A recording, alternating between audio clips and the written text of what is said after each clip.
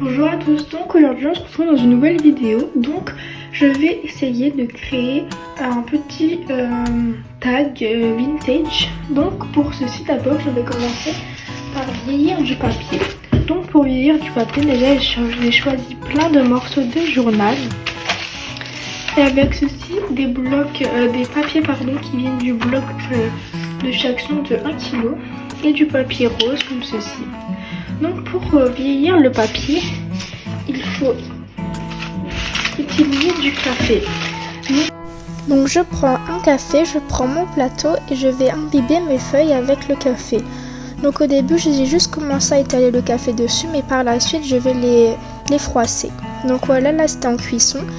Donc voilà, j'ai sorti mes trucs du four, donc je l'ai vraiment laissé longtemps, je pense je dirais une demi-heure. Et maintenant c'est vraiment tout sec, donc voilà le résultat.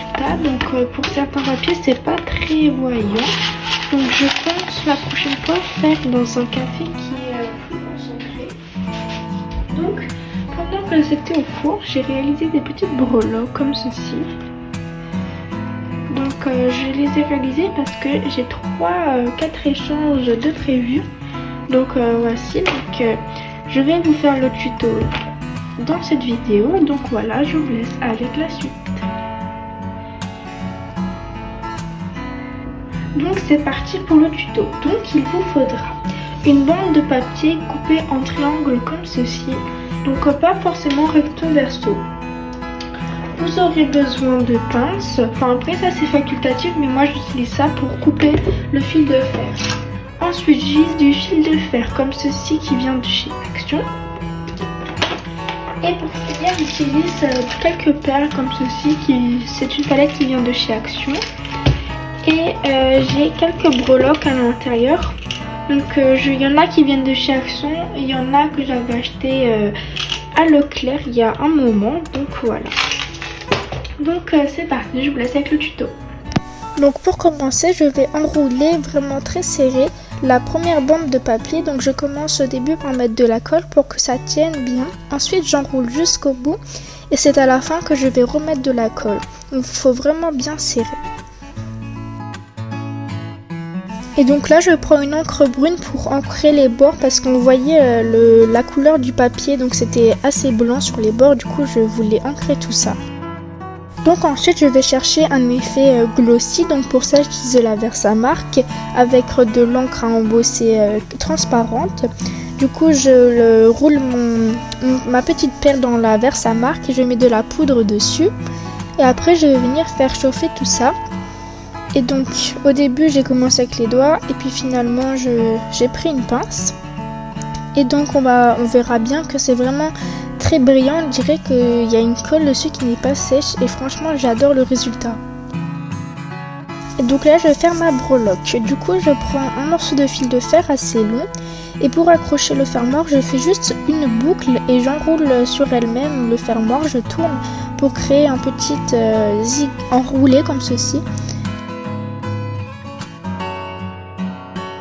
Et donc là je choisis mes perles, donc je prends une grosse perle, après une petite, là je passe ma perle du coup que j'ai fait avec le papier. Donc là j'avais un problème, j'arrivais pas à trouver la sortie de la perle, du coup je me suis aidée d'une aiguille et après finalement j'ai réussi, donc j'ai passé ma perle et après je rajoute des perles pour la décoration.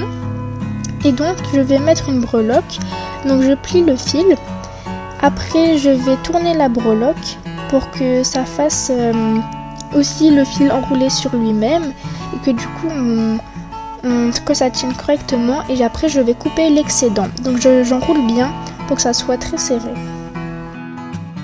mais il ne faut pas trop serrer parce qu'on risque de casser le fil sinon. Donc là une fois que j'ai bien enroulé, je coupe l'excédent de fil et donc après la perle peut aller dessus correctement. Donc voilà.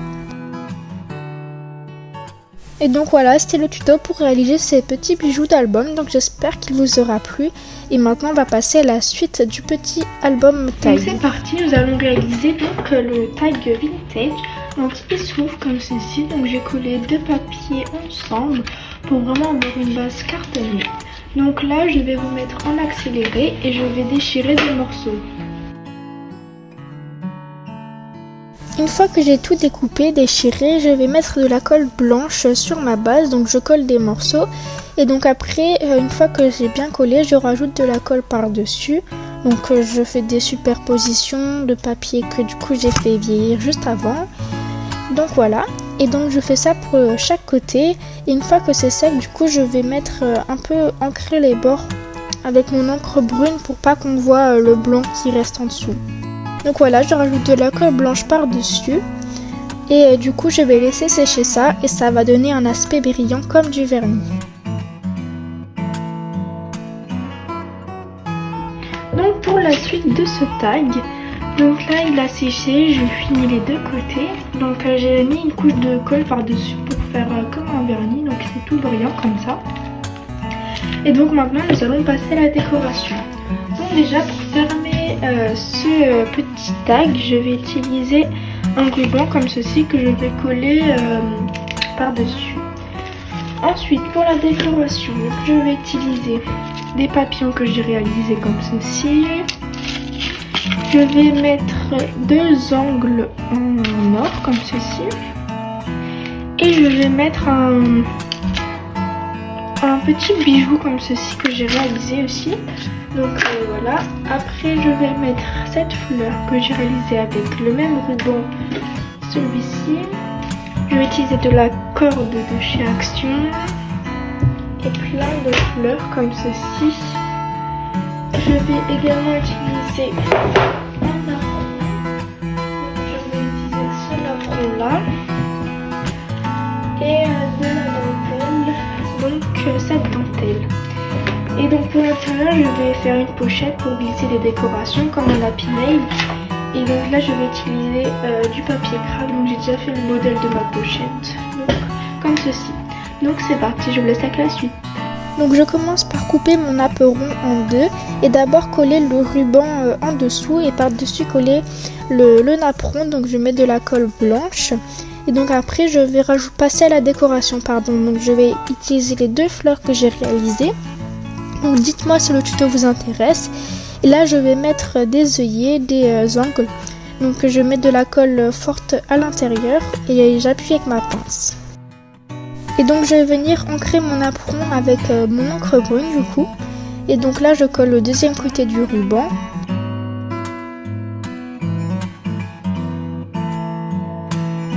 Et donc avant de coller mes fleurs, je vais mettre un morceau de ficelle qui vient de chez Action. Donc je mets de la colle blanche et je mets la ficelle dessus.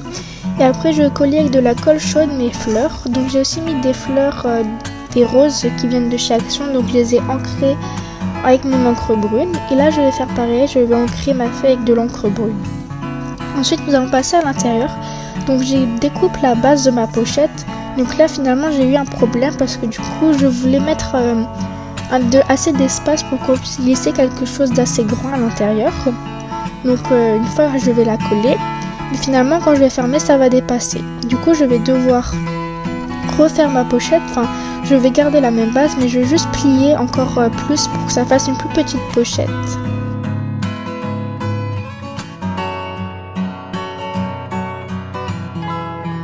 Donc voilà, j'ai juste plié plus et refait mes angles pour avoir une pochette qui est plus petite. Et donc j'appuie bien avec mon petit outil pour que ça colle de chaque côté. Et je m'aide aussi d'une règle pour que ça colle au fond.